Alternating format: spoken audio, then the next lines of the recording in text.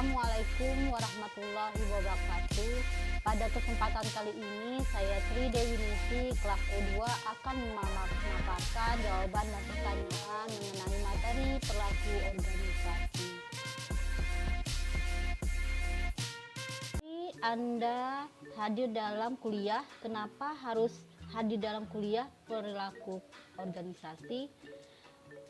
Kuliah sebanyak 6 kali pertemuan, mata kuliah perilaku organisasi sangat penting untuk dipelajari karena dengan tujuan untuk memahami sebuah bentuk perilaku yang dimana kemudian terjadi dalam sebuah organisasi. Melakukan peramalan akan berbagai macam bentuk kejadian di mana terjadi melakukan pengendalian akan sebuah bentuk perilaku yang dimana kemudian terdapat di dalam sebuah organisasi. Pertanyaan keduanya, sebutkan dan jelaskan tugas struktur yang sudah saudara buat dan manfaat yang saudara peroleh mengerjakan tugas tersebut. Jawabnya, meringkas materi komunikasi organisasi, tugas membuat soal tentang perilaku organisasi, manfaat yang saya peroleh dapat mengetahui mengenai materi tersebut. 3. Manfaat apa yang saudara peroleh mempelajari perilaku organisasi melalui Google Classroom. Terdapat beberapa manfaat utama yang didapatkan ketika menggunakan layan ini. Berikut manfaatnya: mudah digunakan dalam perkuliahan, hemat waktu, kerjasama dan komunikasi, penyimpanan data, efektivitas transaksi materi.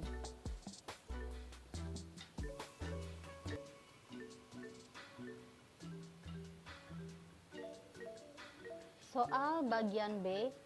1. Ada berapa bidang ilmu yang ikut memberi kontribusi dalam perkembangan dari ilmu perilaku keorganisasian, yaitu fisiologi. Fisiologi adalah ilmu yang berkenaan dengan usaha untuk mengukur, menjelaskan, dan kadang-kadang mengubah perilaku manusia.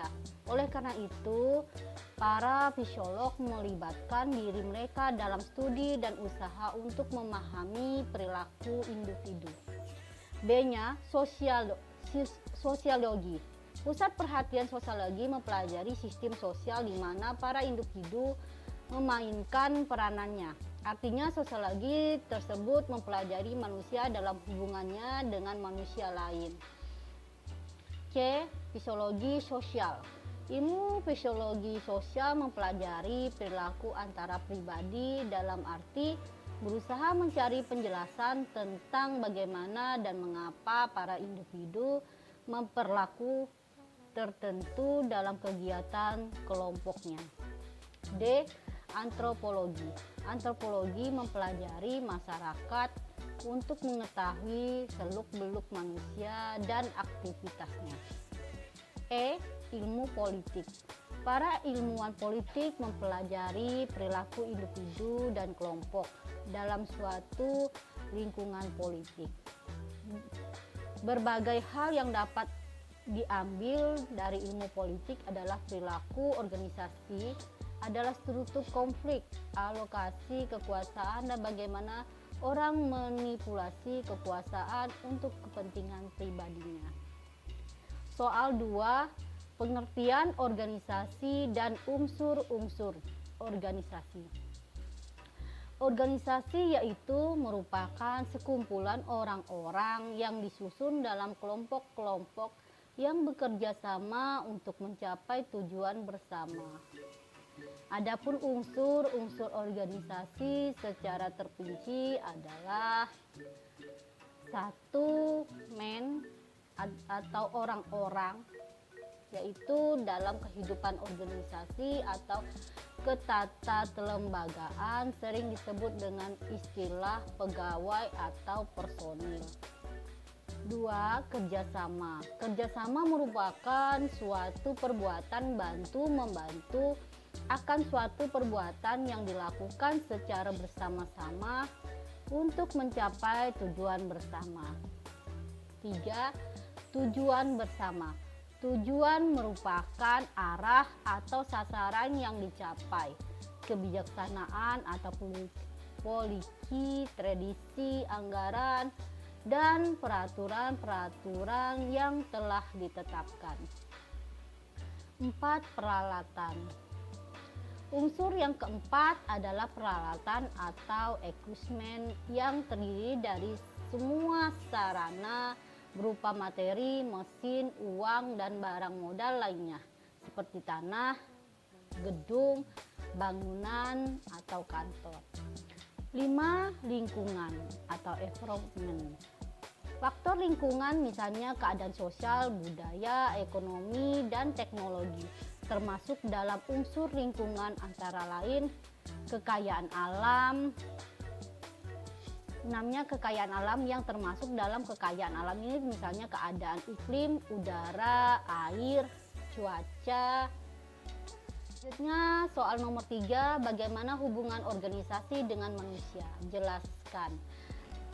Jawaban dengan contoh, manusia adalah makhluk sosial, jadi manusia memerlukan orang lain untuk membantu menyelesaikan tujuannya.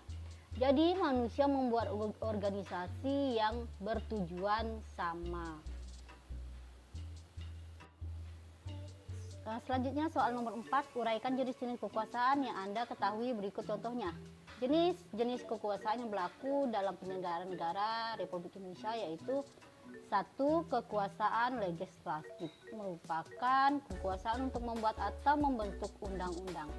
2. Kekuasaan eksekutif merupakan kekuasaan untuk melaksanakan undang-undang, termasuk kekuasaan untuk mengendali setiap pelanggaran undang-undang. 3. Kekuasaan yudikatif merupakan kekuasaan untuk mempertahankan undang-undang, termasuk kekuasaan untuk mengendali setiap pelanggaran terhadap undang-undang.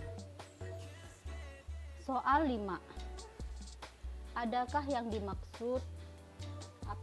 dimaksud dengan persepsi?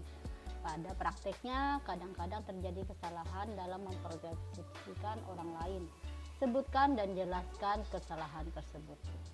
Persepsi adalah suatu proses penilaian atau tanggapan terhadap suatu stimulus atau rangsangan oleh suatu individu melalui indera yang diserap sehingga individu dapat memahami dan mengerti dengan stimulus yang diterimanya tersebut. Persepsi juga merupakan proses aktivitas seorang dalam memberi kesan, menilai, merasakan, dan memprestasikan suatu berdasarkan info atau stimulus yang diberikan.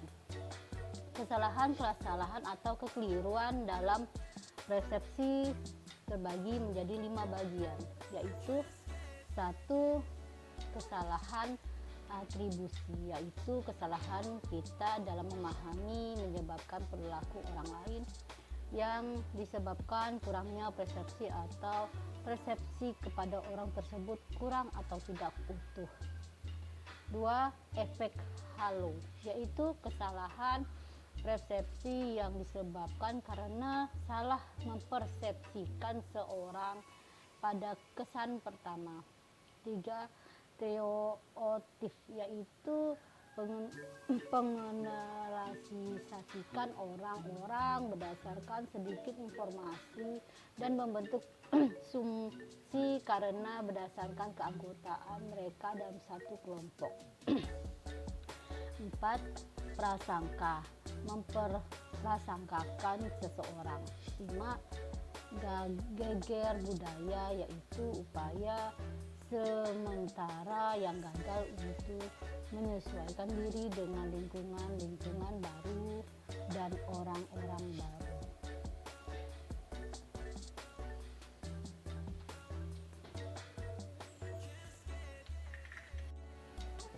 Soal nomor 6, jelaskan apakah yang dimaksud dengan motivasi, jelaskan tahap proses motivasi.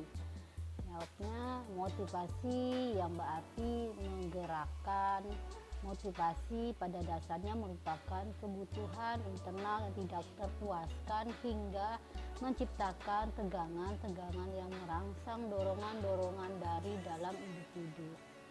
Proses motivasi sebagai pengarah perilaku dapat dikatakan sebagai suatu siklus dan merupakan suatu sistem yang terdiri dari 3 elemen diuraikan sebagai berikut, yaitu kebutuhan, Kebutuhan merupakan suatu kekurangan dalam pengertian keseimbangan kebutuhan tercipta apabila terjadi ketidakseimbangan yang bersifat fisiologis atau psikologis. Dorongan. Suatu dorongan dapat dirumuskan secara sederhana sebagai suatu kekurangan diserta dengan pengarahan. Dorongan tersebut berorientasi pada tingkatan untuk mencapai tujuan. Selanjutnya, tujuan. Suatu tujuan dari siklus motivasi adalah segala sesuatu yang akan meredakan suatu kebutuhan dan akan mengurangi dorongan. Jadi, pencapaian suatu tujuan cenderung akan memulihkan ketidakseimbangan menjadi keseimbangan yang bersifat fisiologis dan fisiologis. Selanjutnya, soal nomor 7, berikan penjelasan uraian Anda yang dimaksud dengan kekuasaan beserta contohnya. Kekuasaan adalah wewenang yang didapatkan oleh seseorang atau kelompok guna menjalankan kewenangan tersebut sesuai dengan kewenangan yang diberikan. Kewenangan tidak boleh dijalankan melebihi kewenang yang diperoleh atau kemampuan seseorang atau kelompok untuk mempengaruhi tingkah laku orang atau kelompok lain sesuai dengan keinginan dari pelaku atau kekuasaan merupakan kemampuan mempengaruhi pihak lain atau berpikir dan berperilaku sesuai dengan kehendak mempengaruhinya. Contohnya, presiden membuat undang-undang kekuasaan tapi juga harus tunduk pada undang-undang tersebut.